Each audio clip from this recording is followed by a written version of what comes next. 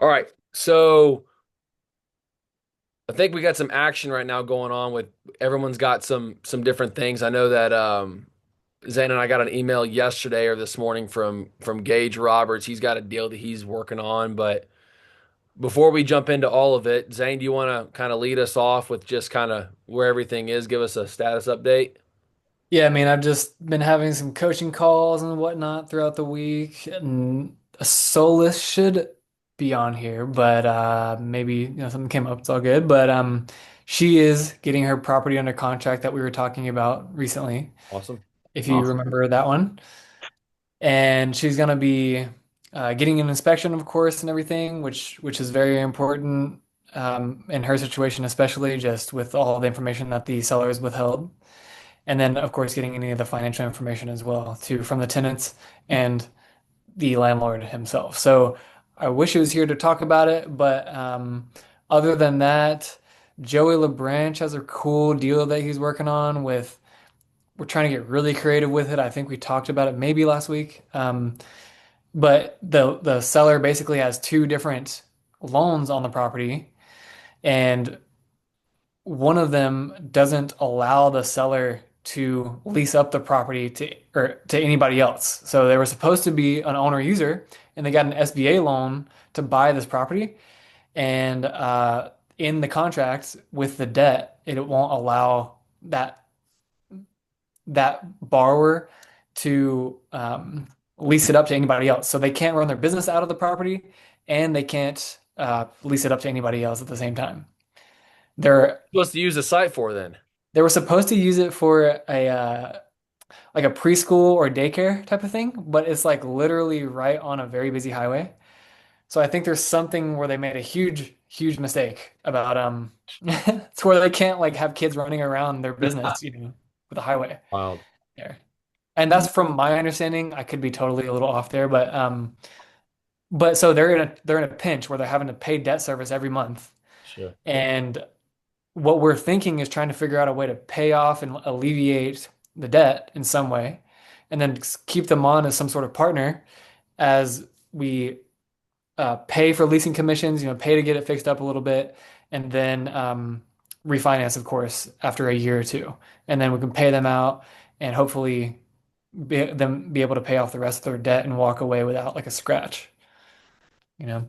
Yeah, I'd be curious to see how that one shakes out because that's interesting how there's terms of the lender telling you how and you can and can't lease the building out. That's I've never heard that one before. That's Yeah, interesting. well, the type of debt that he has with the bank, he's got the SBA loan, which is like for their business, of course, and then like the actual bank loan. That one, of course, does not dictate what they can and can't do with a lease or whatever. But the SBA loan, I mean, they lent them money specifically to run their business, and then like they can't do it, I guess, It's from tricky. my understanding. But Will, did you have something on that? Yeah, I was gonna say I was talking to Zane about that deal because Joey had reached out to me and we're chatting a little bit. But Nice. it's insane that an SBA loan dictates how you can use that property for renting it out. Like I guess, that's a big thing where you get your lawyer involved anytime you're gonna sign one of these lending contracts, you better make sure that that's not in there. Hmm. I've personally never heard that before. That's real. Usually, I would say that the lender would be thrilled that you're going to lease it up because it alleviates a little bit of stress on the borrower. For sure. You think, but Yeah. I mean, what do I know? That's an interesting one. I hadn't heard that one before. Yeah, well, if Joey is able to hop on or something, we can clarify that. But yeah, we're trying to figure out if we can pay off like this big $750,000 loan that they have through the SBA, and then do all the stuff that it takes, and actually have a leasing contingency in the during due diligence period, um, to just alleviate risk from Joey, of course, too. So if the deal goes through, then it'd be a really good deal. Yeah, yeah. Well, sometimes that what I've discovered too is the more hair that's on the deal, usually the more upside that there is. That kind of thing. Yeah, I mean, we had no idea about their situation until like we really started trying to pry and like figure it out, and then we finally got in touch with the seller, And then Joey and her had a conversation about exactly how much debt she has left, exactly what the terms are on those loans, so that we can come to an agreement on like a partnership and a way for on a way to solve her big giant problem that she has. Awesome. So No, that that's was great to hear, and especially if the seller is open to, doing a deal like that with some type of creativity, it's just going to make the deal, swing that much harder. oh yeah, that'd be great. Okay, this is my little buddy Pryor right here. He wanted to Hey, say buddy. Prayer. he wanted to say hello to everybody. What's up, dude? Hi. He's You look just like your mama. That's right. Okay, Man, you go back outside with your mommy. Daddy's trying to work on this. All right, well then you need to be quiet then, please. Thank you. Yeah, I try and do this at the office for these reasons. So I love having them here, but it's also I don't want to yeah. distract. But all right, so what is everyone else, working on? Like what else? I know Dave, you got something that you maybe you're just the LLH thing that's moving. I know Will, you're obviously a little newer. Mhm. Hang on, guys. Hey, come on, let's go outside. Come on. We're not gonna play on this. Guys, Zane, take over for this. Give me 1 second, guys, if that's all right. Come on. You're good. Okay. Well, yeah, I mean, I guess Come on, let's go. I It's haven't really talked no to, big deal. I mean, I have employees that their kids sit in their lap when I'm talking to them. So yeah. it's up to him. Well, I know that obviously the point of you guys being here is to talk to Nolan, not me, but yeah, I mean, I haven't talked to Zach in a while. Andrew is over here. I don't want to put you guys on the spot or anything, but and then Dave, I haven't talked to you in a while, just one on one. But what's been going on with you, Dave? I mean, any updates on anything yet? No, man, ever since Greg and Nolan introduced that LLH thing, I've got some really strong connections I'm exploiting, and that's kind of gotten a lot of legs, and I Yeah. want to see how that's going before I kind of get back into the real estate side. Yeah, we were just talking to Greg actually yesterday. We went to lunch with him and everything, talking about you. Oh yeah, Yeah, how bad of a guy you are. yeah. I told Greg, I go, when I get my CFO on the line, you're not going to be the one presenting, right? Right, that's right. So Well, anyway, well, that's good. Anybody else? I mean, Nolan, I guess you want to kind of anybody else have anything they're working on and want to present to Nolan by chance? I mean, I'm not too far off from where I was last week. I showed you guys a property that I was checking out. I got two others right now that two of them have they're leased out. One of them is for sure a triple net. So my next steps that I was talking to Zane was, we've kind of drafted the email outreach to these brokers. There was a couple things that I was asking for a little bit too much too soon. So we edited that up. Those are going to go out. And hopefully, they get back to me and I can walk those properties and do my first site walks. But that's just getting it rolling and trying to start building relationships with some of these brokers. I don't know if you guys are familiar with a platform called Zoom Info. But it basically helps you get contact information for any employees at any business, high level executives, whatever it may be. But I was able to get a trial for Zoom Info. I connected that with LinkedIn Sales Navigator, and I've got probably like 30 lenders throughout South Florida, and I've got about like I would say 40 brokers that I have their contact information now, and I'm starting to reach out to them. So this is kind of like my Rolodex that I'm building out. But yeah, man, just building that foundation right now. Dude, we need to get with you about that for the LLH stuff, right? Right, Nolan? Like, Seriously. Listen, the Zoom Info tool yeah, is absolutely insane. It's not cheap. It's literally for one license, it's about $15,000 a year. A lot of corporate businesses use this for sales outreach, building, their process and cadence and it just cuts through the BS. You're not going through a front desk assistant. You're not making a connection to get to the connection you really want. You go straight to the source. They give you the cell phone, they give you the email, and you can hit them up.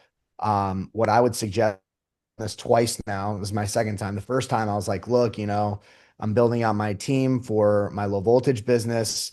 I want to prove to the owners that, using, can I just do a trial? They gave me a week trial.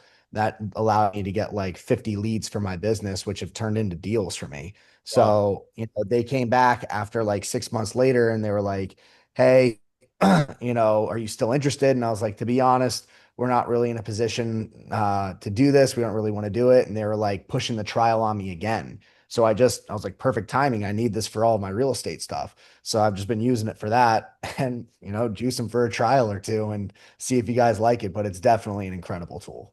Wow. Awesome. Wow. Yeah, we definitely need to keep our. I'd be curious if you could share that with us after this call. I'd be real Yeah, and happy. I'll drop it in the chat right now for you guys so you can see what it's Yeah, all do that, about. please.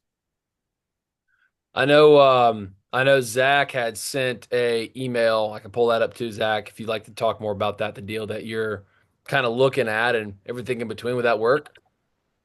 Yeah, yeah, definitely. Can give some context on that if you'd like. Sure. But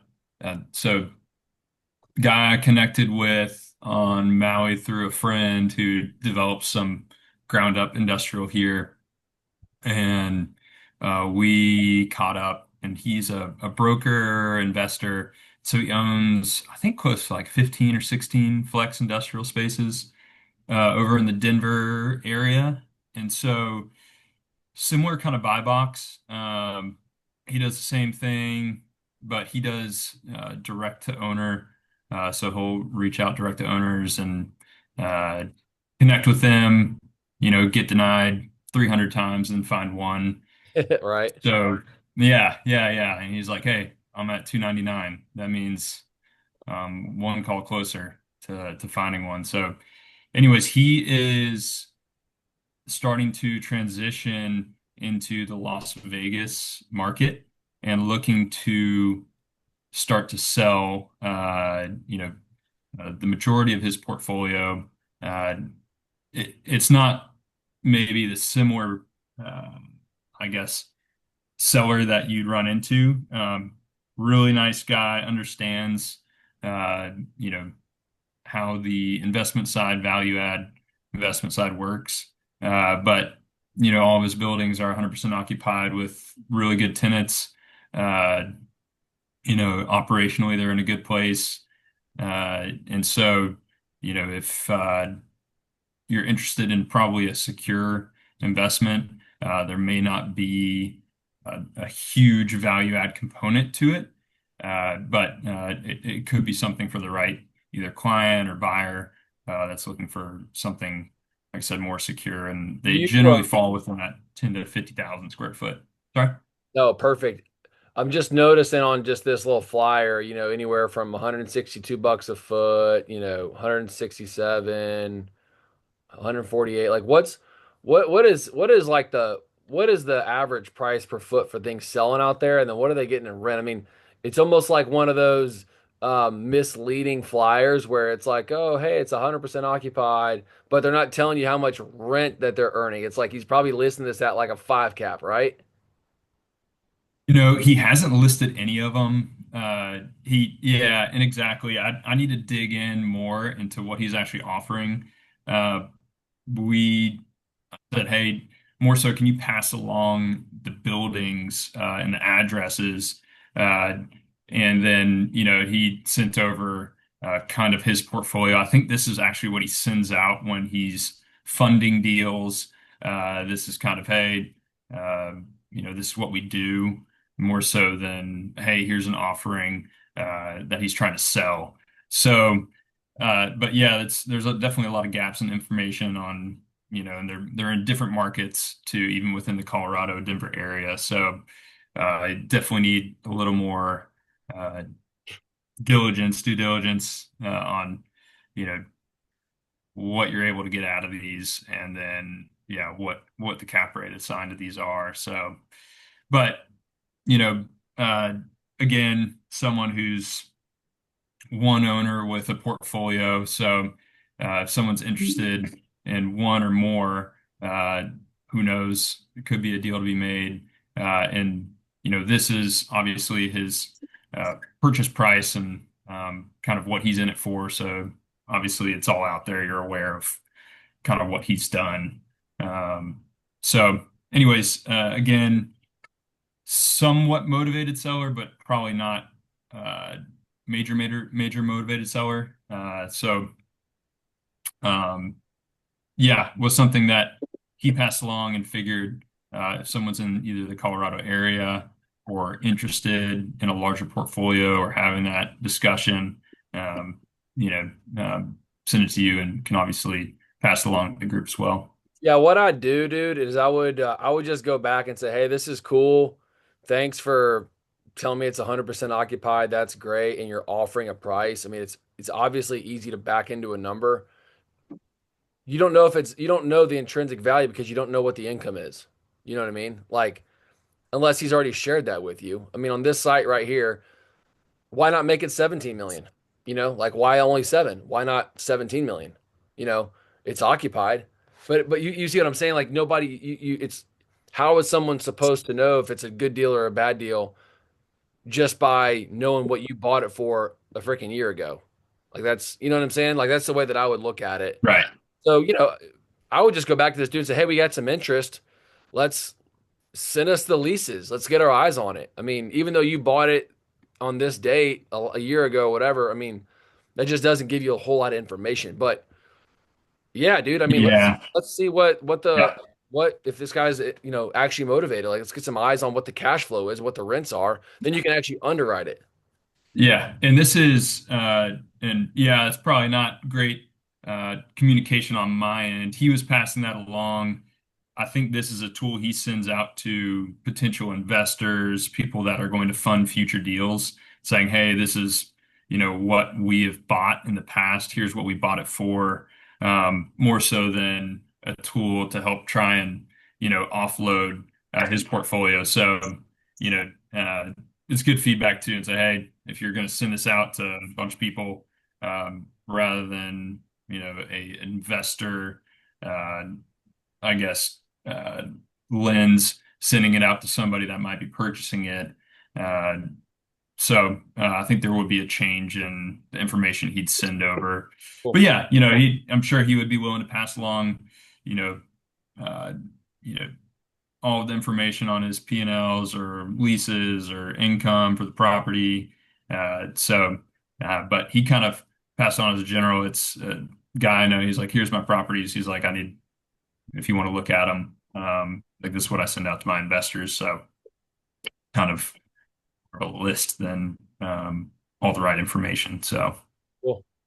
Oh, thanks for sharing that. Yeah, just get some more information. Let's just keep on looking at it. I mean, I got some guys in Denver that would probably be thrilled about looking at this. So, I mean, turn the yeah, leaves to it. yeah, Cool. yeah. All right, what's next? What else is anyone else working on? I see Andrew on here. I see Caleb's on here. Solace is on here too. Um, The file that I'm working on, I shared with you and Zane, is selling for 2 million right now in its current state. There's two vacancies on that property.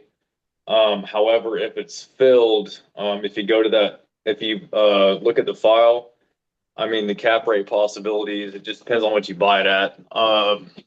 Are I would say right now, if the vacancies weren't filled, can you go back that way, please? Thank you. If the vacancies weren't filled, the only thing you could buy it for is 1 million. But find out. with the cash flow that would be available, with the vacancies being filled, I mean, probably like in between anywhere from like 1.5 to like 1.2, 1.3, would have a decent amount of cash flow. This is the Springdale building, right? This is no. This is the I sent you an Atlanta file. Hold on. Let me make sure I got it. I didn't have a chance to pull it up. I just picked up my kids. Let's pull it. Um, I got it right here. I'm gonna share it. I see it. you got it? You see it on the you got okay. Let's see. Yeah, going in cap rate. I mean, that's an 18 cap is pretty strong. Yeah, I It mean, like spooked me a it's little bit got our too. So I'm is this sorry, what rent current? Is this rent current of 19,000 a month? no, that's if all the vacancies were filled.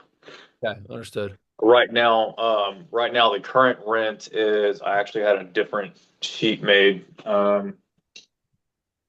Right now, I think the current rent being paid is like only like $9,000 because of the other vacancies. Okay, gotcha. So when he's trying to sell this building, is he trying to sell it at what it would be? So I mean, if I just change this even to 9 grand, yeah, if it's at its current rent of 9,000 bucks and change, it's at eight, just under an eight cap. So Yeah. my question is then what um what's the contingency of this? Because the way I look at that is you just pop this into the vacant offer calculator. That would be the way that I would look at it. Okay. That would be the simplest way to actually get a true intrinsic value of what the building would be when it's all leased. But Okay.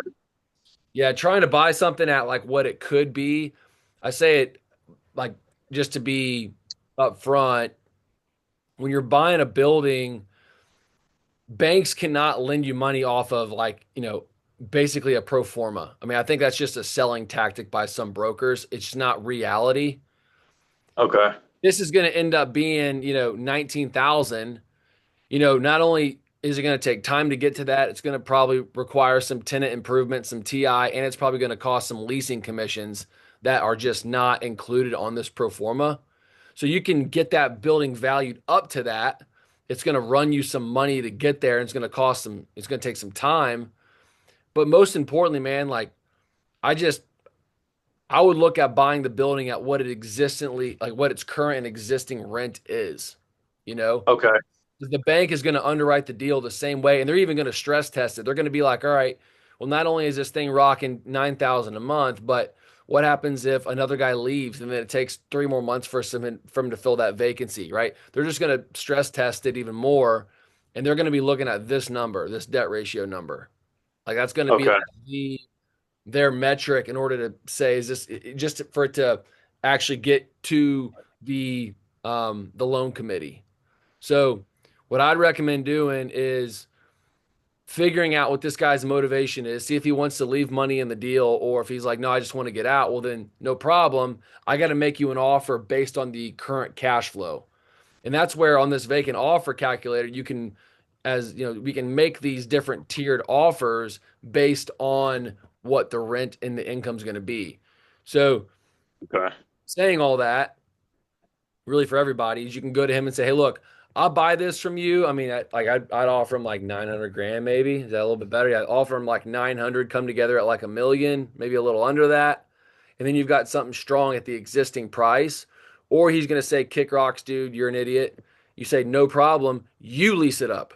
You pay for the tenant improvements. You pay for all of the cost of leasing and everything like that. And then I'll buy it at your asking price. We'll agree on a price if it actually ends up getting to, this monthly rental income. We'll agree on your Okay. price.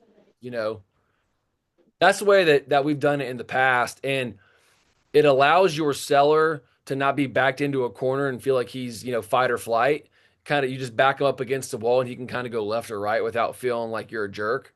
But it allows him to make a decision and a choice. Otherwise, he's just not like motivated, or you. Okay. Because I look at this really as just strictly from a lending perspective out of the gate. If you're going to have to borrow money, you got to give those bankers what they want, and they want that debt ratio to be pretty healthy. Yeah, I'm definitely gonna have to borrow money. Yeah. So I'm not saying it's right or wrong, but if you got, 9 grand of income, that debt ratio can still trade. You can probably still get debt on it, but it's wicked tight. I'd like to have this, especially if you got vacancies, get the thing closer to like 1.5, because then you can kind of float if somebody else goes vacant, and then you can float as you're trying to lease the other spaces up. So Okay. that's the way that I would look at it, at least. No, Also, that's too, that's. when you've I got was gonna multiple say. tenants, do you know if the leases are nets or gross leases? Still, I don't know any of that information yet. The broker that I'm working with there, he still has to he's still getting in contact with that guy. Okay. Yeah, just get your Yeah. eyes on those leases, because even if it's 9,000 bucks a month in rent, and then you're also paying, 1,000 a month, or 1,000, even a 5,000 a year in taxes and 5,000 a year in insurance, which is probably still wicked cheap. really, really changes the price of poker, you know? Okay. So just get an understanding of what the leases say, and then you can kind of go from there and learn what decisions to make from that. Okay. I appreciate that. Sound good? Yeah, that sounds good. Yeah, this is just like the cash flow potential. This is definitely one that I'm trying to move on just because like if I can get that leased out at 19 and like you said, grab it for 1 million or 1.2 million or something like that, then you're talking a lot more cash flow. 100%. On top of that too, if he's like holding steady at a number, well then I look at it and say, all right, buddy, you get the purchase price, I'll get the terms, and you just make ridiculous offer on the terms, like him holding the interest, an interest-free loan for 3 years or something while you have time to go lease the space up, and you split the leasing commission, you split the TI, like you just come up with a crazy offer, and if he's motivated enough, maybe he'll take it, and maybe he'll hold Yeah. the entire note until the 36 months comes up and you just balloon him out based on a new appraised value with all the space leased. Yeah. It's a thought there. That sounds good. I appreciate that. The last property that I showed you, he was an unmotivated seller, so it didn't work out. Yeah, when you have unmotivated sellers, it's really hard to do anything. It's hard to move the needle on. If they don't want to sell, it doesn't matter how much or how little you push. It's just not going to make sense. You're going to force yourself into a bad deal that way. What's next? Got a little side note for you. I looked up, going back to Joey's deal, SBA loans do dictate how much of a commercial property you can rent out by requiring owner occupancy. Your business must occupy at least 51% of an existing building or 60% of a newly constructed one, leaving the remaining space available to be rented out to other tenants. The primary purpose of the SBA loan is still to support your own business, not passive real estate investment. So just Interesting. food for thought. That's good to know. I wouldn't. Appreciate that, Will. That was pretty helpful. That is good to know. That's a good tip that I want to guess or no. Good to know, and good firepower for when we go and deal with businesses that have SBA loans. Mhm. Yeah. Yeah. What's next? Anybody else working on anything? So I've got a couple of things in the pipeline that we're trying to work right now. I think I told you guys I got eminent domain a couple of months ago. We finally closed that deal on Tuesday. So it was a blessing, but it was also a curse just because selling a building I didn't want to sell, but I took the roll up doors, I took the AC, I took the heater out of it. Like I took it all out of there, man. Holy That shit. place was like, and they're gonna bulldoze it anyway, so I just took as much as I could out of it and moved it to another site. But But can you tell them anything about the details about the price and stuff like that? sure, yeah, I bought the building three. So the way I bought it, I'll share it with you guys. I'll show it to you. The one the city overtook, or what Yeah, was yeah. So I bought it. Gosh, 3 years ago, 2.5 years ago. Um, and yeah, this is it. So I bought this a couple of years ago. These are newer photos, I think, too.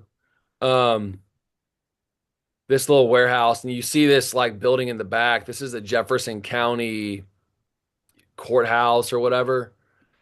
And so I had this rented out to a glass supply company, and I own like three other buildings like down this direction. So I was just trying to buy everything up over there.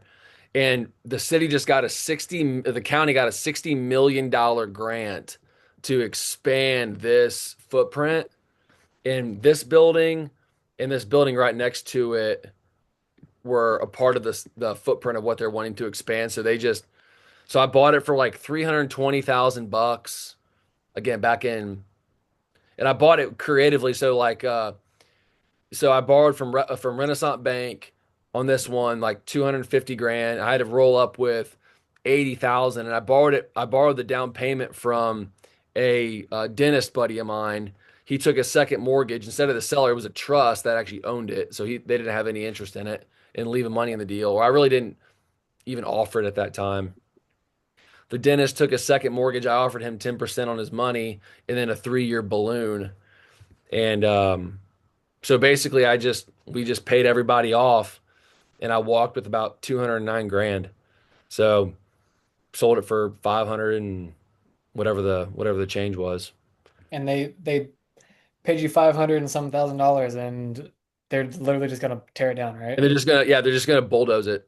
They're just gonna bulldoze it, which is kind So of how do crazy. they value the property? Is it like a fair market value? Is it a tax appraisal? How do they get that number? Yeah, they did a third party appraisal and they appraised it for $420,000 and which is actually probably accurate. That was probably an accurate price. But I just told them I had no interest in selling. I said I'm not going to sell. You can either I said just fine, take me to eminent domain. And for them, it takes like years to go through that. So they don't really want to do that. They don't want to do eminent domain if they don't have to. Mhm. It's like a whole lawsuit essentially. It just makes the attorneys wealthy. And I don't have to pay for what the county does or like, the municipality has to pay for my attorneys. But it would just hold up their project at the end of the day. So they came back and said, "Well, we'll offer you 450." And I said, "No, kick rocks." And it was like 470. Nope, kick rocks. And I just like held this like stone cold, I'm never selling. I offered them back like 675 out of the gate and they told me to kick rocks. So eventually we just shuffled the deck and came together at like 409 or 509,000 bucks or whatever it was.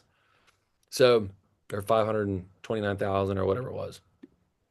The blessing was I didn't have to pay any, selling commissions. So that was kind of like another price too. So Mm. sell it, but And it's isn't going there, oh sorry, isn't there some kind of rule about capital gains differing or the 1031 like differing when it comes to eminent domain like Yeah, that? you guys can Google it.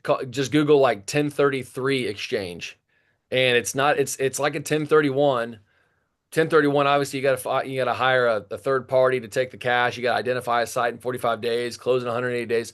A 1033 is when a county or some public entity takes your property and you now have 36 months to identify a site and you actually get the money at closing. So I have basically 3 years to go take the $200,000 of profit and go find another site to identify and park it in.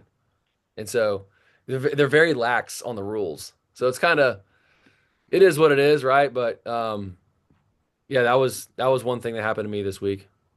I wish I wouldn't have sold it, but it's still cool. And so we're just like, I'm just working our way, trying to buy up as much as I can down this little road. So It's not a bad week. 200 grand in a week. yeah, it Hey. wasn't bad. We finally got to it, but um, you know, this is, and I'll say this too. We did this building right here. It looks like crap, but this is the one that I actually had bought the back taxes on, and there was about $500,000 worth of liens. Like that's so if you're looking right here on the center, that's the building I was just showing you guys a second ago, right there. I own this building right here, and I just cleared the all the liens off of this, but I'm just trying to like pick off all of these little properties over here. And I own like three more buildings like right over in this area. But basically there was like $500,000 worth of liens on this property. And it took me about 2 years. I finally got title insurance like this morning. So I've cleared off of 500,000. My basis is 16 grand, $16,100 in this building. Yeah, it's kind of wild. So it was a kind of a neat, it's kind of cool, I guess. I don't know. So how does that you go through a title company or how do you clear the liens and do they give you permission like the lien holders who are owed all this money to They just like buy released the them? lien. They just so it was like a different it was Regions Bank. I wish I had like a map view of this or like a but Do you negotiate the 500K down to 16K basically, or they just the back taxes on it was like a hundred and like $75,000. I negotiated. I made him an offer of $8,000 because it was. I mean, nobody had paid it for years, and so um, I offered them 8,000. They came back at 10. I said, all right, 10,000 bucks. So I wrote them a check for $10,000. They released the $180,000 lien. The city, the Regions Bank had a $200,000 lien on it. I own this building right here too. I own this one right there. And then this is the building that we just cleared. So, but yeah, but basically, my attorney just wrote them a letter and said, "Hey, you're never going to like receive this money. Just release the lien." And they released the liens. And the last lien that I had to get from the city was they went and cut the grass, and it was like $800. So I wrote them a check for $800, and then they released the rest of the lien. So I basically own this property now for roughly like $16,100. And so I'll just go, and it's 20,000 square feet. It looks like crap right now. It needs a brand new roof. Like, you'll notice this guy across the street has been like living the dream because he has this appliance business, and there's so many appliances in the back of this thing. I don't know if you can see kind of back there, but it's full, dude. It's so full. And I went down there on Tuesday and was like, "Yo, man, I want to let you know I just bought this." And so what I'm doing, I'm negotiating with this guy to buy this property, and I'm just going to kind of create like a really cool pad where, I might like knock that building down, fence this whole thing off, turn this into a really big like lay down yard. This has some on the inside of it. It's got some dock high doors. So I'm just going to try and find a way to get creative with it. And I had some lunch with my banker on Wednesday going over what my game plan was. And he's like, "Send me what you got, send me what you think you want to do, and we'll just give you a term sheet, and we'll just figure out the best way to finance it." I was So gonna do like a construction loan for that. yeah, we'll probably do a construction loan. Probably, and I offered him, this is how I got creative with it, is because Renaissance Bank held the note on the building that they just paid off. So my thought was is that now I just freed up some cash they can lend me. This building right here has debt from another bank. So I said, "How about this? You lend me money on this one because it's not speculative, but it is. What I'll do is I say, let's refinance this building. You can put the debt on this one, and we'll pull out like 100 grand of refinance on this one, and it'll still cash flow $1,000 a month or something." So I was thinking about what my banker was wanting to do.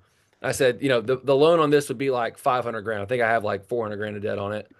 Say, I'll do a new loan of 500,000, and then you lend me this money, which will probably be a total of like $1 million of debt for him, which for him is probably, I don't know what the commission on that is, maybe 20 grand of commission to a banker that lends $1 million. I mean, I don't know what it is, but that's kind of the way that I was thinking about. I was like, how can I, after we just paid off a loan, put more money back in that banker's pocket? So I offered him, "Hey, do this unique deal with me, and then you can refinance this building with which we just signed a 5-year lease on with this guy." So that's the way that I'm trying to like think about it, is making my banker money, and then he's going to be like all about, he just had another baby, so he's motivated to sell something.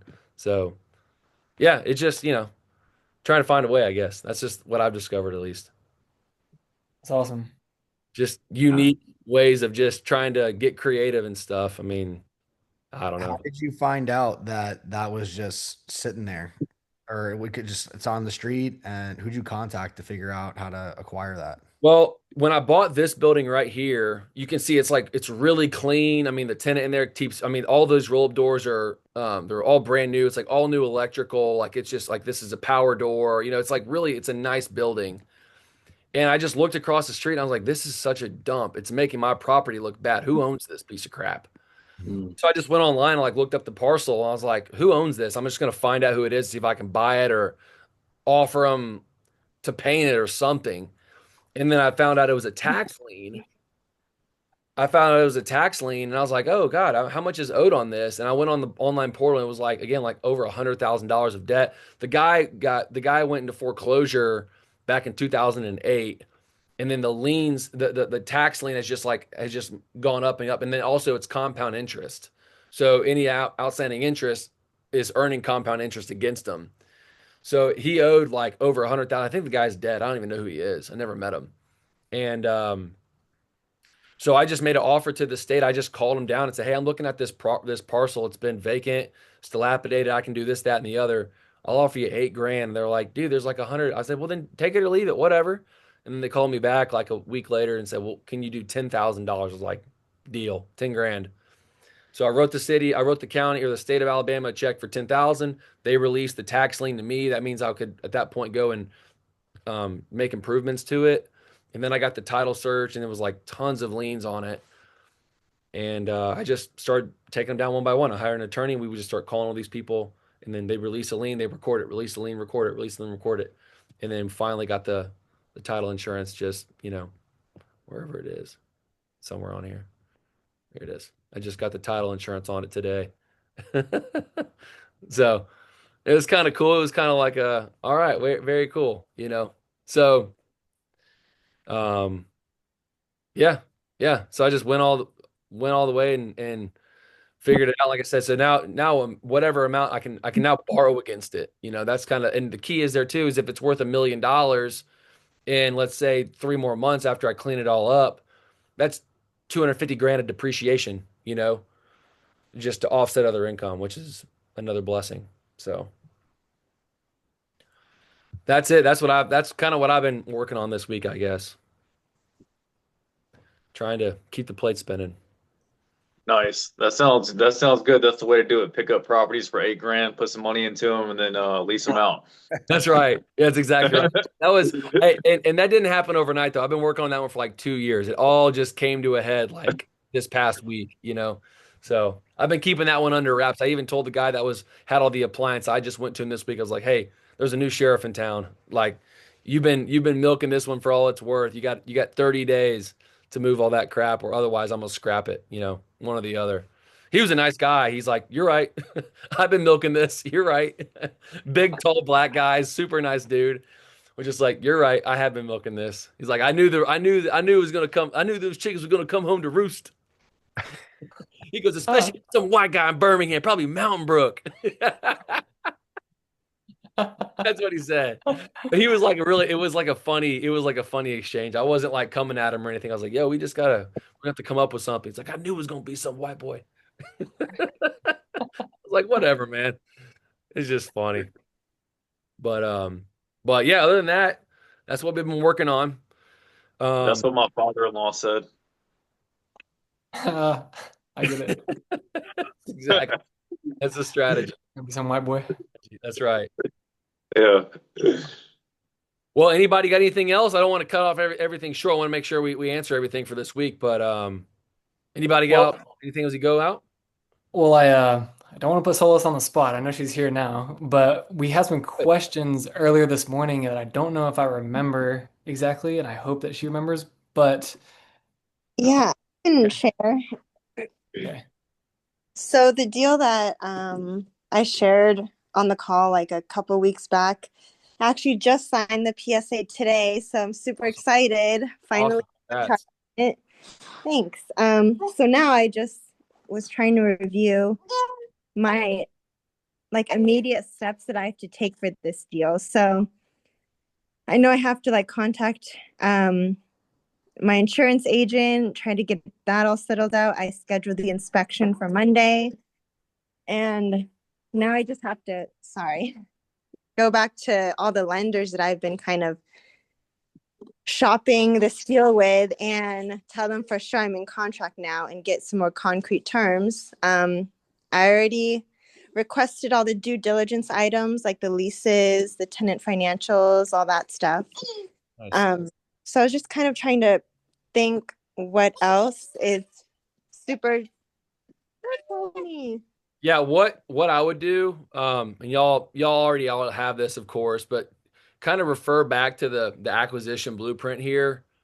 What I like to do is, I mean, especially where you just get under contract, sending this under a contract kind of global email, attaching and CCing everybody on the deal, and then just giving directions to each person on the email. And that will just kind of start, in my book, that's the best way to kind of get the ball rolling and having everybody all on the same page right out of the gate. That's what I've discovered has worked for me. And it allows everybody to kind of get quasi introduced to each other, because I'll have everybody CC'd on there, again, broker, insurance guy, real estate account, everybody's on the deal or on this email. And in my opinion, again, it kind of gets everybody on the right foot together. And I think it creates more efficiency, if that makes sense, because you're not having to waste time dancing around or, hey, did that guy receive this, that, or the other? But and also everybody's all on the same page together. So that's what I would recommend doing first is sending that, and that's just on this, blueprint right here. And then obviously just, obviously you got this insurance agent right here, this little property email too, you know, if you've already sent that to your insurance person. So Okay. I haven't sent like emails like that to anyone yet. So just trying to figure out what I need to do next. So I will go there and then I'll draft that email, CC everyone on it so everyone's in the loop. yeah, Um, yeah, that's just what I would do. Again, I'm not telling you what to do. I just would. That's to me. It feels like that's the best way to get everyone all on the same page as you're going forward on a deal. Like, hey, you got something under contract. You've only got 40 days of diligence. Let's get everybody out there rocking and chalking immediately.